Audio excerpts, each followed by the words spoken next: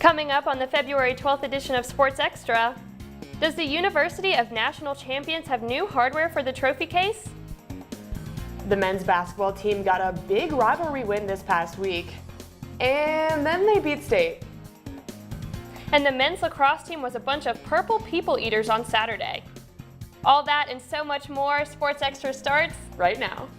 From the University of North Carolina School of Media and Journalism, covering the full range of Tar Heel athletics. This is Sports Extra. A huge rivalry win for the Heels season, back on track, and a win against the Wolfpack helped too. Welcome to Sports Extra. I'm Abby Presley. And I'm Bailey Ingalls. But before we get to the basketball court, there's some big news on the tennis court. After defeating Ole Miss, Texas Tech, and Duke, the women's tennis team looked to be the first Carolina squad to earn a championship in 2018 when the Heels faced Pepperdine in the ITA Indoor Championships earlier today. The Heels won the all-important doubles point with this crafty return, meaning they'd only need 3 of the 6 single matches to take the title. Pepperdine answered with a beatdown on court 3, and then a straight sets win by Alexa Graham on court 4 put the Heels back on top, 2-1. Sarah Davatilla's 7-5 and 6-2 victory on court 2 pushed the Heels to a 3-1 lead, and all Carolina needed was one more win. Allie Sanford couldn't be the hero as she lost a tough 3-setter on court 1, but on court 5, Jessie Inney was just too good as she gets the 3-set win as the return sails long. Pepperdine is done, and the trophy is coming home to the University of National Daggum Champions. The Dastardly Devils from Durham were in Chapel Hill for a Thursday night showcase, and the Heels were looking to win back-to-back home games against Duke for the first time since 1998. The opening stages of the contest involved a 3-point clinic put on by Kenny Williams. Joel Berry drives the lane, kicks out to Pinson, who throws the extra pass to Williams. Give him all 3 of those. A couple of minutes later, Berry draws the double and kicks to an open Williams on the wing. Give him all 3 of those. 30 seconds later, it's Pinson to May to an open Williams at the top of the key. Hey, Grayson, give him all 3 of those. Then a minute later, after a Marvin Bagley bucket, Berry takes it quickly up the court. Hey, Duke, you might want to pick up Kenny. No, you're not going to. Well, okay, give him all 3 of those. Williams had 4 threes in the first 8 minutes. Okay, Duke had to learn its lesson in the second half. No? Okay, give him all 3 of those. Williams had 6 threes on the night. Theo Pinson put the cherry on top with the two-handed thunder as the clock runs out. Start the sprint to Franklin. Tar Heels win 82-78. And it's a tradition unlike any other. Thousands of fans were rushing Franklin Street after beating Duke. Once the final buzzer sounded, students flocked to Franklin Street and the celebration was on. People were climbing street poles, making huge fires, and even launching some fireworks. Needless to say, it was a heck of a night for Tar Heel fans, especially on Franklin Street.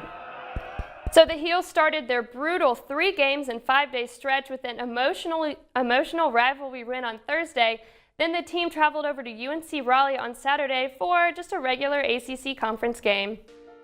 It looked like State was on its way to sweeping the Heels for the first time since 2003, but basketball god Luke May said not today. May poured in 27 second-half points, including this rack attack. He drives through the packed defense and stuffs it home with 2 hands for safety. Then later, May gets the ball in the corner, pump fakes, and drives to the lane and gets the hoop plus the harm. Luke told Leonard Freeman, "You can't guard me." The icing on the cake was this gem. Theo Pinson inbounds to May. Luke takes 2 dribbles and pulls up from 30 feet and yells and tells Amir Yurtseven to get off me, little boy. May finished with 33 points and 17 rebounds. Heels win 96-89. Only rough part of the game for the Heels was when State went on a 19-0 run in the first half, but don't worry, Roy Williams made sure to let them know just how bad they were. Well, I wasn't very impressed with it. That's when they chewed their butts out. We stunk. And so I said that to them at the timeout, inside 4 minutes. I told them, I am not going to bail you out. You dug this daggum hole, so play. And I chewed them out because it was stupidity that caused part of it. And I said, if you do what I tell you to do, it'll work, and we'll be there at the end of the half, and we'll have a chance. Roy is known for his candid quotes at press conferences, but the best quote of the day went to Joel Berry, who stirred up a lot of controversy last week when he said Carolina versus State isn't a rivalry, and he echoed that statement again on Saturday. They may call it a rivalry, but I don't see it as a rivalry, Barry said. Then Joel smiled and said, with me saying that, though, they may have sold more tickets. Whew, some straight fire from Joel right there. It was one of the best weeks for the team in a while, and here to break it all down is basketball analyst Michael Coe. Michael, what do you have for us this week? You know, Abby, before I begin, there's something I have to get off my chest.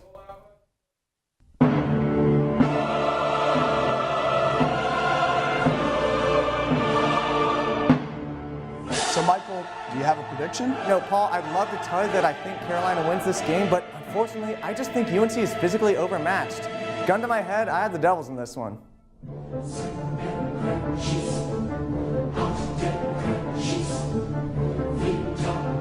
least when he plays that zone, everybody's at home defensively. Wow! Trevon Duval with a thunderous dunk. Unfortunately, I just think UNC is physically overmatched. Gun to my head, I have the Devils in this one. Virginia. Pinson off to May, and it's tied. Williams, 4 threes tonight. Make it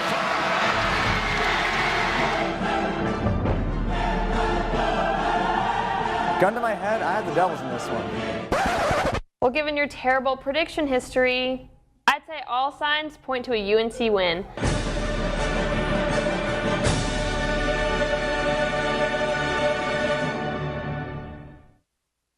Okay, now that we have that behind us, let's take a look at a player who isn't a big name, but made some huge plays in the Duke game. It's my guy again, Garrison Brooks.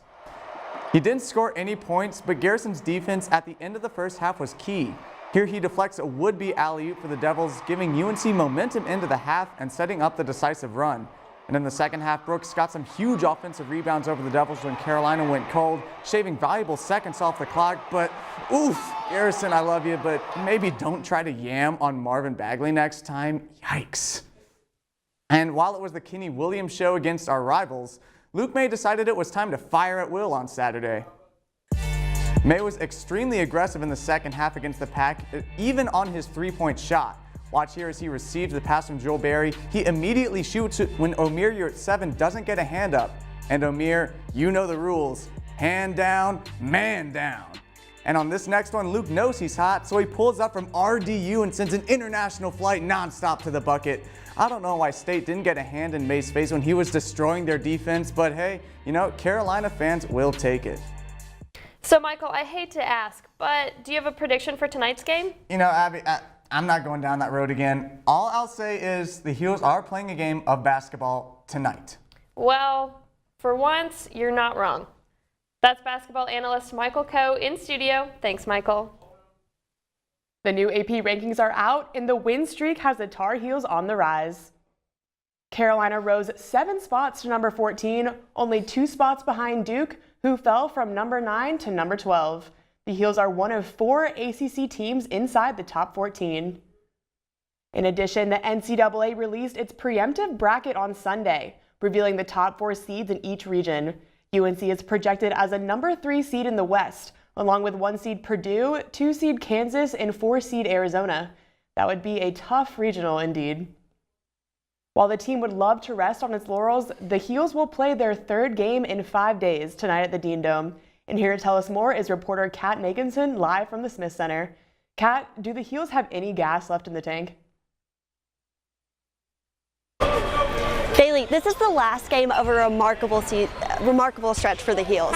3 games in 5 days, and tonight they have a rematch against Notre Dame. The Irish don't have a great record sitting at 15-10, but they're getting healthy at the right time. Point guard Matt Farrell has returned for Notre Dame, and he scored a career-high 28 points against Florida State on Saturday. The Irish will still be without star forward Bonzie Colson, but the Heels can't take this game lightly. Remember, Notre Dame only lost to Carolina by 1 point in South Bend, and that was with Farrell on the sideline.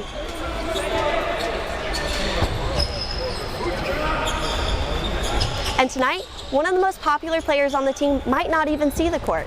With his team's back-to-back wins against Duke and NC State and another big-time game tonight, Payne Maw is living his dream playing on the varsity basketball team. Nicole Booth has more.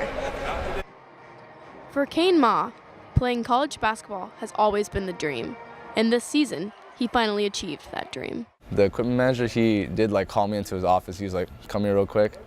And then he showed me like my jersey with my name on the back. And like that was just like such a surreal feeling, just seeing my name on the back of the jerseys. Ma had a few offers from Division II schools in high school, but he set his sights on the nation's top basketball programs. That's why, when he heard about UNC's JV program, he knew Carolina was the school for him. My freshman year, I just tried out for the JV team with Coach Davis, and I made it. After a few years of hard work and patience on the JV team as he waited for his time, Ma finally got the news that he was on the team. Now, he looks to help the team continue its march to another successful season. I know my role is to help the guys that are starting, playing a lot of minutes. So I just want to push them in practice and try to perform to the best of my ability. With his new position on the team comes a massive fan base. When Ma gets in the game, the Dean Dome goes crazy. I just feel like a normal guy, just like anybody else. So the fact that, I hear all these people in the Dean Dome cheering for me it's surreal. And when Ma scored his first points in a win against Georgia Tech, the fan base made itself known. I just realized, I was like, dang, I just scored for Carolina in the Dean Dome. Being a member of the UNC basketball team certainly comes with its fair share of fame. And one thing's for sure, Ma is loving it. From Chapel Hill, I'm Nicole Booth reporting.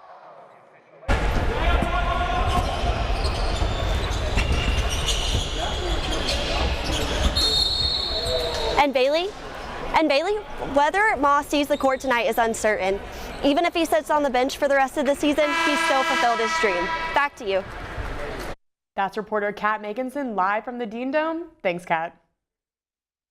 The third-ranked women's lacrosse team opened up its season at 16th-ranked James Madison on Saturday. The first half featured 15 goals between the teams and ended with Carolina up 8-7. With 5.5 minutes to go in the second half, senior Marie McCool scores UNC's 5th straight goal to make the score 14-12 Heels. But JMU wasn't done yet. The Dukes reduced the Tar Heel lead to 1 just 40 seconds later. Then, with less than 2 minutes left, JMU ties it and sends it into overtime. In the second overtime, JMU takes advantage of its man-up situation and scores the golden goal. Heels lose 15-14. This is the first time the Heels have started 0-1 since 2013. Hoping to avoid a similar result, the number 9 men's lacrosse team took on Furman in an exciting game in Kenan Stadium. The Heels fell 3 goals behind in the first period, but managed to rally with an 8-goal run, making the score 9-5 Carolina going into the half. Senior attackman Chris Cloutier and sophomore midfielder Tanner Cook each scored 5 goals for the Heels. After a Furman rally, Cloutier tied the game at 14 with 1:16 left in regulation, with an assist by Justin Anderson. Anderson's job wasn't done yet. The game goes to OT, but not for long. Here comes Anderson with the game-winning shot for the Tar Heels just 31 seconds into the extra period. The victory makes the team's record 2-0 this season. Next weekend, the Tar Heels will play Lehigh at home in Kenan Stadium. Like many teams this year, the men's lacrosse squad has been displaced due to widespread construction on the campus athletics facilities. Elizabeth Singletary has an update about how the projects are going. It's been 9 months since construction started on the indoor football practice facility in the soccer and lacrosse stadium. According to Associate Athletic Director Mike Bunting, the football facility is coming together nicely. So right now we're finishing the roof panels on the exterior. We'll start on wall panels next, and then we'll move indoors and start to get all the mechanical and stuff installed indoors. Right next to the football facility will lie the soccer and lacrosse stadium. Although there's not much to see right now, officials expect both of these facilities to be completed on schedule. The soccer lacrosse stadium, the indoor practice facility have all been designed as one project or being built as one project.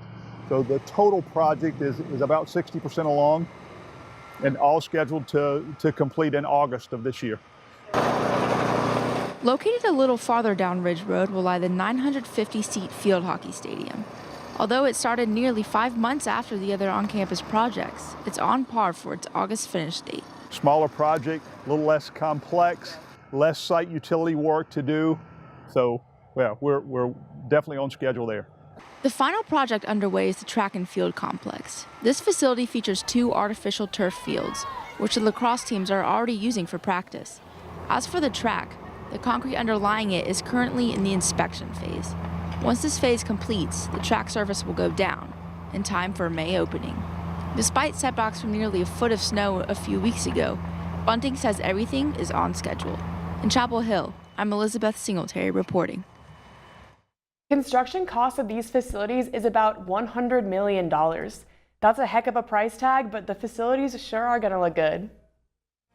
The women's basketball team wanted to make it 2 Carolina victories in Raleigh, but State wasn't about to allow the weekend sweep. Here's to the things that can keep us safe.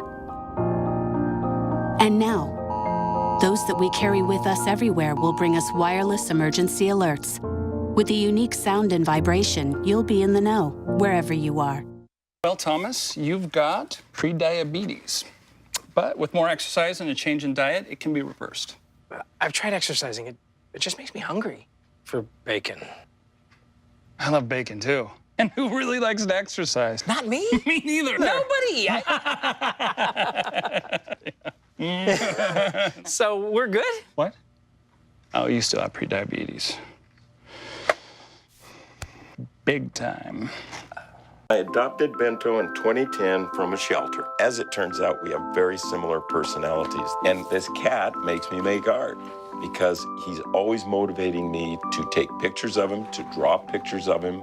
He just is motivating artistically. It's just that simple. Well, he's my best friend, but a lot of people know him as Keyboard Cat.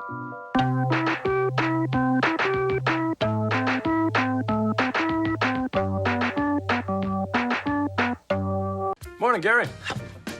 We are GetSchooled.com. You want a college education, don't you? Gary, financial aid forms. Biology homework, G. What?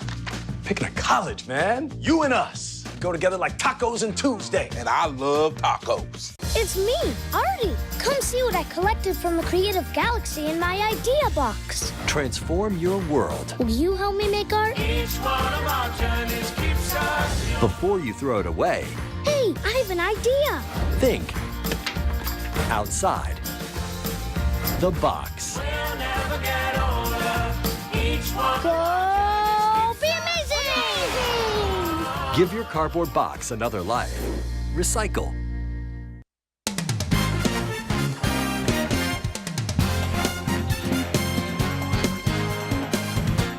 Coming off of 4 consecutive losses, the women's basketball team was looking to get back on track against NC State in Raleigh on Sunday afternoon. Despite starting well and leading after the first quarter, the Tar Heels were quickly overmatched by a Wolfpack team ranked 23rd in the country. A 19-4 run for the home team in the second quarter proved the turning point, after which it was smooth sailing for State. In the end, the Tar Heels were unable to break their slump, falling 73-54 and to 4-8 in conference play on the season.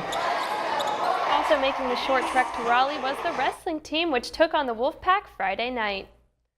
The Wolfpack won 8 out of 10 matches, but UNC redshirt senior Ethan Ramos finished with a major decision against State's Daniel Bullard. And number 9 Troy Heilman gave the Heels their final victory, making him the first Carolina wrestler to hit 25 wins for the year. That's 8 against ranked opponents. You can take your Valentine to Memorial Hall Wednesday night to watch the Heels host Duke for the second brawl at the Hall. The Carolina softball team started its season off with a bang Friday, winning each of its first 2 games in the UCF Friends of Jacqueline Invitational. The Heels out-hit the Butler Bulldogs in the opener. Brittany Pickett swatted a home run and struck out 6 en route to a win. Pickett continued her pitching dominance. In Game 2, Carolina defeated the Louisville Cardinals 2-0. On Sunday, the Heels lost their first game against Providence 2-1, and then later against UCF, the game went to the international tiebreaker. Sierra Parkinson secured the Heels' first run with an RBI single. An extra one was more than enough for a 2-0 Carolina victory. The team finished 3-1 on the weekend, and the Heels seem to be picking up right where they left off after a successful 2017. Sarah Wiley has the story. The Tar Heels are sliding into the season coming off an ACC championship game appearance as well as an NCAA regional final. But in order to get back there, consistency is going to be key. We have to keep everything, all of our goals, really small. So little successes, trying to win each game, win each inning, win each pitch. And consistency is just what the Tar Heels have, returning 7 starters from last year, which adds to the team chemistry. We all joke around and get along really well, and always holding each other accountable too, and making sure we're getting things done. The team also adds 7 freshmen who keep the starters from getting complacent. We want people pushing one another. We want them to not get settled in a spot and feel like it's their spot. They've got to earn it every day. This competition will be good as the Heels try to replace Kendra Lynch, who led the team in home runs last season. Despite this, Coach Papa doesn't expect a decline at the plate. I think you're going to see a lot of doubles. Stuff is going to go over the fence, but I think, a Taylor White, Caitlin Shiflett, both of our seniors, they are really tough outs at the plate. The Heels are going to need to be swinging hot bats this season as they face the likes of 2-time national champion Oklahoma and softball powerhouse Arizona. I get amped up a little bit just because, I never really dreamed of playing against them. More importantly, the Heels welcome Duke to Chapel Hill for the first time. The Heels are hoping that not only Duke, but their other opponents will be catching plenty of L's this season. In Chapel Hill, I'm Sarah Willey reporting. The team is back in action on Friday when the Heels take on Illinois at 4 in Chapel Hill. Could Carolina teams beat Duke in yet another sport this weekend? The fencing teams were certainly taking a stab at it. As a parent, I think it's tragic that 1 in 5 children struggles with hunger right here in America. But there is hope. Visit feedingamerica.org to help. Together we can solve hunger. Together, we're Feeding America. Look at you. You're at the top of your game. You're unstoppable. Nothing can throw you off track. Wait, is that your car? Uh-oh. Yeah, I saw that coming. That will throw you off track. You're looking at around 10 grand in fines, legal fees, and increased insurance rates. Let's try this again. Smart move. Because buzz driving is drunk driving.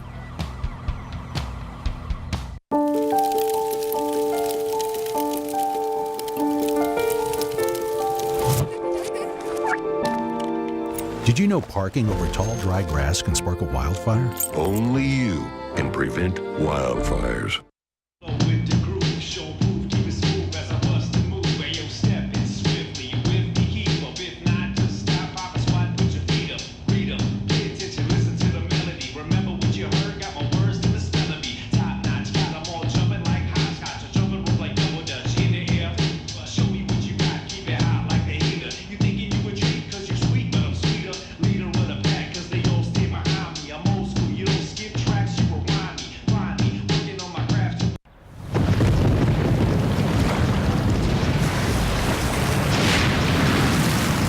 Up to 40% of businesses never recover after experiencing a major disaster. Make a plan at ready.gov/business. Please, is everybody? Light check. 1, 2, 1, 2. Everything looks good on our end.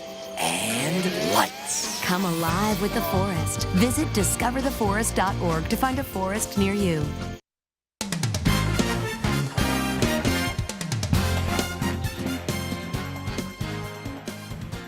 The gymnastics team competed this past Sunday against the 2-time defending national champions, Oklahoma, hoping to catch a big win.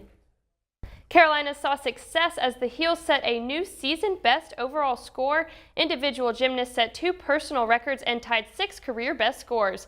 Carolina found a rhythm in the second rotation on vault and set a new season high rotation score of 49.175, followed by another season high rotation score of 49.275 on floor exercise.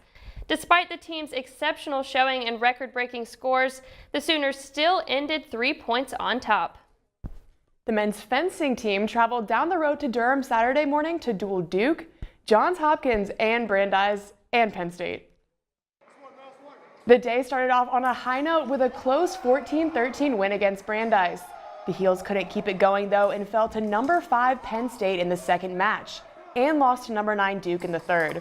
The Heels ended the day with another thrilling 14-13 win against Johns Hopkins. You can catch the men's fencing team in Carmichael Arena February 24th and 25th for the ACC Championship. It was an eventful week for the Heels. So let's take a look back at our top 5 plays of the week. At number 5, senior Jamie Cherry drives the ball inside and scores over 3 NC State defenders for the Tar Heels. At number 4, sophomore Justin Anderson clinches the victory for the men's lacrosse team just 31 seconds into overtime against Furman. The goal helped North Carolina avoid the upset, with the Heels defeating the Paladins 15-14. How appropriate that this is number 3 with just a little more than a minute left in the game. Kenny Williams pumps and goes Drano on a 3 to seal the win against NC State in Raleigh. The Tar Heels defeated the Wolfpack 96-89. Coming in at number 2, Theo Pinson blocks Duke's three-point attempt, gets the steal, and sets Cameron Johnson on the break. Cam's outnumbered, but he twists and turns and scores. And you knew this was going to be number 1. Kenny Williams gets the steal off of our good friend Grayson Allen. And you can see here Duke runs an exquisite full-court press. A couple of passes later, and here's Theo Pinson for the monster slam to finish off the Blue Devils with 11 seconds left in the game. UNC defeated Duke 82-78. Here at Sports Extra, we might not be the most athletic group, but some of us still have Olympic dreams.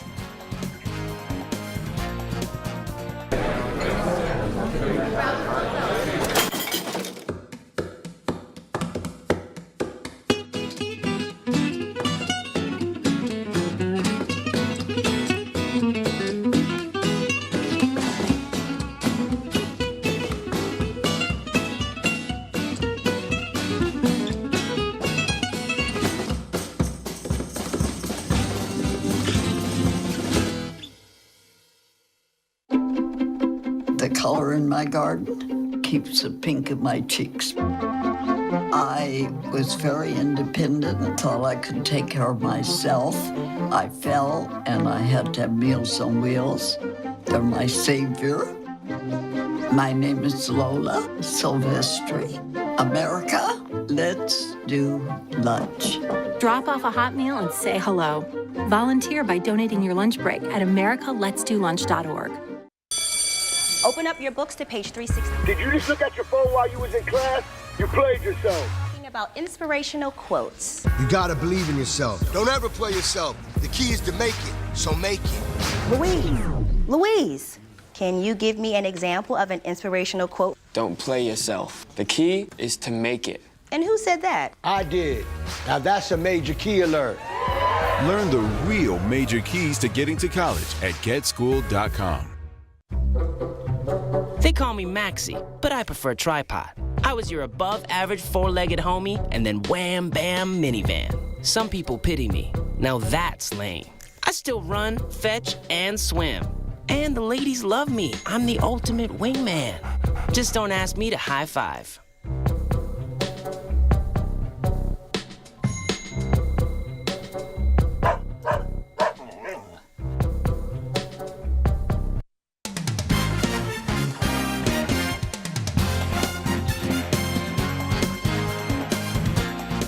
The Olympics in full swing, there's heightened interest in winter sports. Some local skaters have Olympic dreams, and our Megan Kane is now reconsidering her athletics future. Figure skating isn't for everyone. You need to skate before school, you need to skate after school, and you need to do that probably 3 days a week, and then you should at least skate 6 days. But the amount of training involved, it becomes your job. Just ask UNC senior Jessica Hugh. She competed on the national level for several years, even meeting Team USA Olympian Nathan Chin. So I met him when we did nationals in 2007, so known him a long time, and I know he works really hard. His technique and everything is just amazing to watch. For many young skaters, reaching the Olympics is the ultimate goal. For Smeen Liu, it's the sense of accomplishment. It's like the feeling when you land jumps, because you feel a sense of like accomplishment even though you've landed the jump before. Age typically correlates with how much fear a beginner skater has. The younger you start, the less likely you are to be aware of what could happen. I decided it was time to give it a try. I laced up my skates and hit the ice, and I was a complete natural from the start. Just kidding.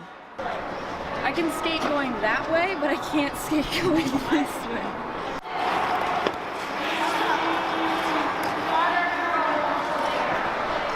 My Olympic career might never take off, but some of these skaters could actually make it one day. In Hillsboro, I'm Megan Kane reporting. That does it for this edition of Sports Extra. Thanks for watching. Good night.